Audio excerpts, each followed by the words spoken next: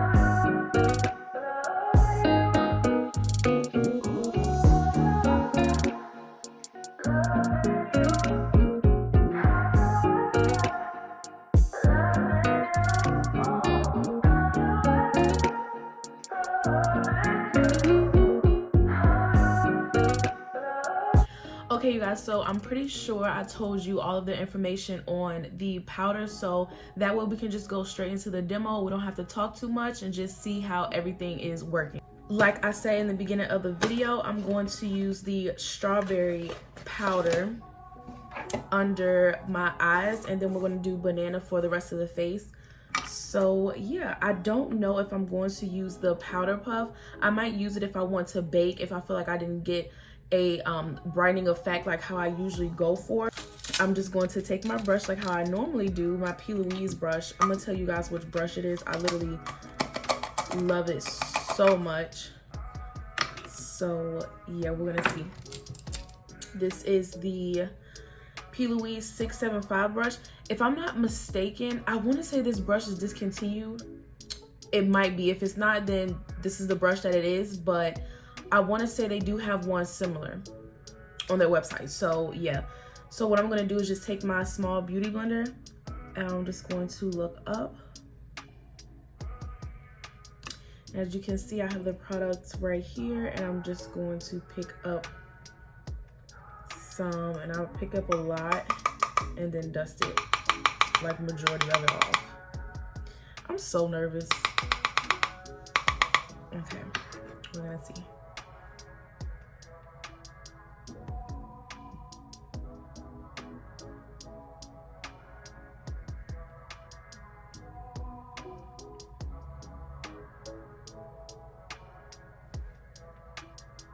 What y'all think? I'm trying to see what it looks like on camera.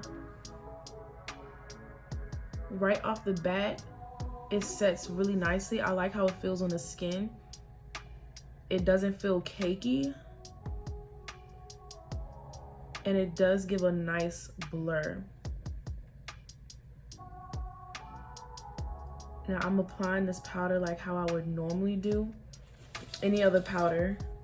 I know it looks like I'm baking, but I'm just setting that and blending it in and pressing it into the skin. I don't know if you guys are noticing, but that's usually how I like to do my powders. I like to apply the powder and then press it into the skin, so that way it can melt into the concealer. I'm not gonna lie, you guys, I really like how this is looking. It's honestly giving me, I wanna say, like a slightly cheaper version of the One Size powder, if I can compare this to anything. No offense to Glamlite or who owns Glamlite, but I definitely wasn't expecting like Huda quality. Y'all know that is my favorite powder of all time, but it's definitely giving me One Size vibes. So I feel like from what I can see on the camera, it looks a little bit brighter on camera than it does in person, but I do like how it looks, you guys. It's very smooth. I still see the pink undertone to it, but it's not too much. It's like it's giving a perfect balance, honestly. It's like it looks like my concealer it has melted into the concealer really nicely, but I can still see that undertone of pink, and that's very, very important to me. And it does give a nice brightening effect. Now I do want to chisel out my nose, so I'm gonna actually take the puff. I'm not really that great with powder puffs. I don't use them. But what everybody does is that they'll apply some powder and then take it on the back of their hand. And I'm just going to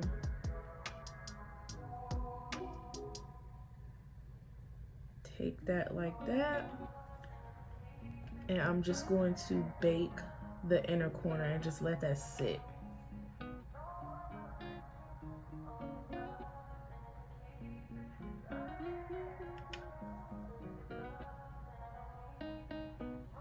Okay, I like how that looks.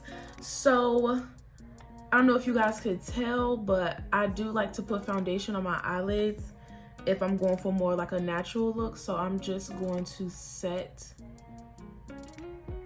all of that. Whoa, oh my gosh, y'all, I don't know if y'all could tell, but that just blurred the crap out of my eyelid. It's like, whoa. Okay, yeah, this powder is really, really blurring. I really like how it's looking so far. So we're just gonna go ahead and set the other side. I'm gonna just speed through this part. Now that you guys got my first impressions and you got the demo, I'm gonna just do the other side.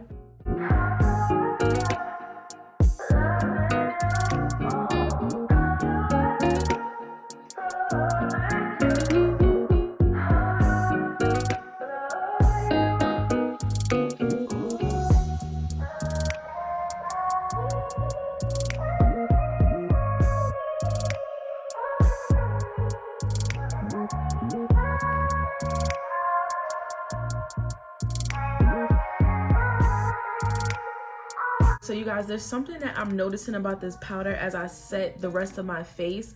This powder to me has a slight luminosity about it. Like, it's not fully matte. It's honestly giving me just a little bit of the Easy Bake and Snatch press powder vibes. That's what I'm getting. Like, I love it so much, don't get me wrong, but it's just, I don't know, that's just the vibe that I'm getting. And I don't think I've ever seen anybody say that about this powder. But yeah, it's like, it is matte, but at the same time I get like a slight, very slight glow. I don't know, like when I turn my hair, I don't know, it's just, it's giving me a luminous look, and I really do like it a lot. And I like that it's giving me that look, but yet it still sets very nicely. I like that a lot. I'm really liking how this is looking, like a lot. But okay, so we're just going to continue to set the rest of the face. I'm pretty much gonna finish the rest of my makeup, and then we will come back with my overall thoughts on the powder. So you guys, I decided I'm actually just talk through the rest of this portion because I am gonna be showing you guys the banana powder as well. So I'm going to take the same brush that I used to apply my cream bronzer, and I'm just gonna go into my One Size Trio in dark, and I'm gonna take these two shades. I'm gonna just mix that together and set that bronzer.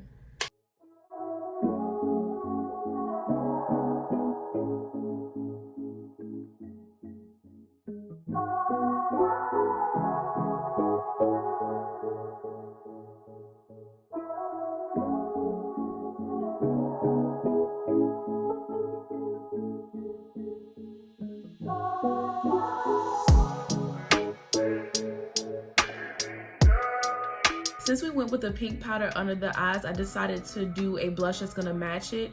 And I decided to choose One Size again because we already used One Size for the bronzer. So I'm just gonna be taking Attention Seeker and just taking the powder part of the blush. And I'm just going to be applying that on the apples of my cheeks and kind of contour with it.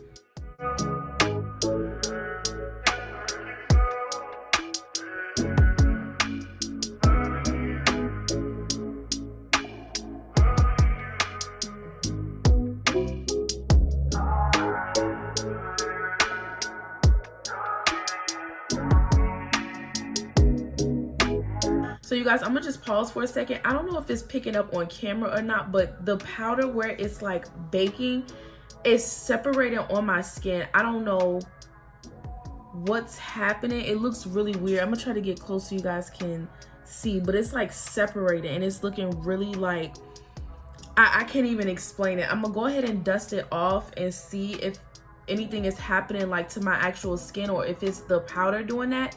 I don't know why it's separated. I don't think I did anything for it to separate. I feel like I pretty much left this area alone while I finished the rest of my makeup. I'm not really sure what it's doing though. That looks so weird. It looks really creepy. I don't really know what it's doing on my skin, but I'm gonna just dust this off.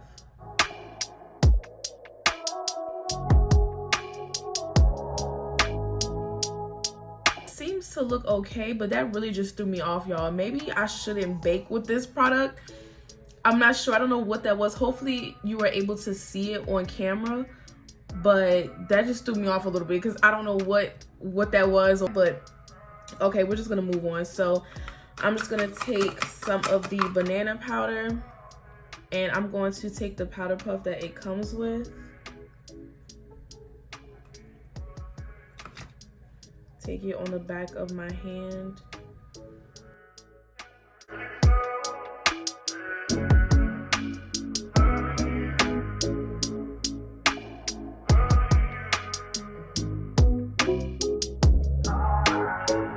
Okay, so I'm just gonna let that sit just for a little bit, and I'm just going to blend that out. So as you can see, it's making it look very chiseled, but I'm just going to buff that out and really make sure it blends into the skin. That way there's no harsh line. It's a little bit harsh on this side, but I'm gonna take some more powder and just set the rest of my skin. So it does a really great job at setting and just making your skin look really like blurred.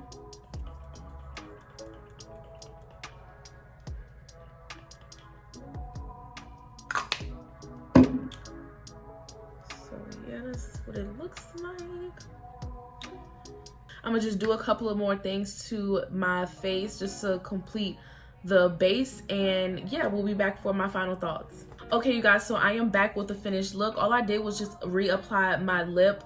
I did some mascara, and I applied some highlighter as well. All the products that I use, I'll just put right here, so that way we don't have to talk too much about it. But one thing I do want to tell you guys is that when I had finished my base makeup, I did use the Huda Beauty Easy Bake and Snatch pressed powder in the shade Cherry Blossom Cake, which is also a pink shade. I literally have to use this in every single look that I do, you guys. Like when I do my base routine, this is a staple. Like I have to use this product. So with that being said, I did use it for today's video, but you guys were able to get a pretty good judgment on how the powder looks like by itself. So I figured why not just go ahead and use this powder as well, especially considering the fact that I do like a super bright under eye area, as you guys can tell. So yeah, so now that we got all of that stuff out of the way, now we can go into my overall thoughts on the powder. I really do like the powder a lot, you guys. I really do like how it does give a nice brightening effect, but not too much. I do like to get majority of my brightening effects from the pressed powder that I use, but overall, I really do like how the product really melted into the skin. How I like to apply my loose setting powders is go in with thin layers at a time and really press it into the skin. And every time that I did that, it did not give me a cakey feeling at all. It didn't feel like it was too much on my under eye area. The only thing that threw me off, you guys, was the separating on my under eye area when I was baking. I really don't know what I did for that to happen. I don't really bake often because I do have dry skin. However, when I do bake, that doesn't happen like at all. I can just go ahead and put the powder on my under eye area. I let it sit for however long I want to let it sit, and I just dust it off and everything is fine. It never separates on the skin or anything like that. So that was the only thing that had threw me off. I'm just like, what in the hell just happened? But I do feel like other than that, I really do like the powder and how it looks. That was just the only thing that kind of threw me off. I just really did not know what caused the powder to do that. So I'm thinking maybe I can bake with the powder, but just not leave it on my skin for too long. So as far as it being non-cakey, that is definitely not the case with this powder. I do like that it has a slight brightening effect. It definitely does blur the skin and makes it look very smooth, and it also gives your under eye area a more luminous kind of look, so I really do like that. But I will say, you guys, being that this powder does have a luminous kind of finish to it, not too much, but it does have a slight luminosity to it, I don't think that I will use this powder to set the rest of my skin, or at least like bake on my face, if that makes any sense. So say for instance, when I go in to chisel my contour area, I won't let the powder sit on my skin. As a matter of fact, I don't really see myself chiseling out anything with this powder because it does have a luminous finish to it, and I don't really like that kind of look for my overall foundation. I do like it for my under eye area, my chin, my nose, and my forehead, because those are the places that I highlighted. But for the rest of my face, I don't really want to accentuate. I just wanted it to be more chiseled, and I feel like the banana powder definitely accentuated that area a little bit too much for me. So yeah, I just don't really like that. So I definitely won't use this powder to chisel out anything. I will just use it for the under eye area. So the last thing that we have to put to the test is whether this powder gives flashback or not. So we're going to put that to the test now. Okay guys, so now I'm about to take a picture.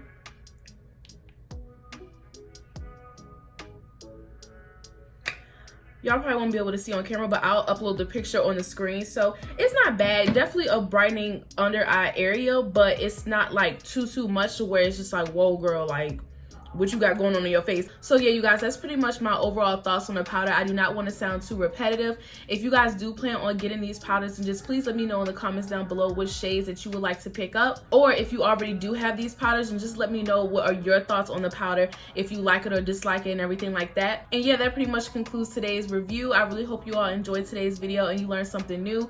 Please do not forget to like, comment, and subscribe, and I will see you guys in my next one.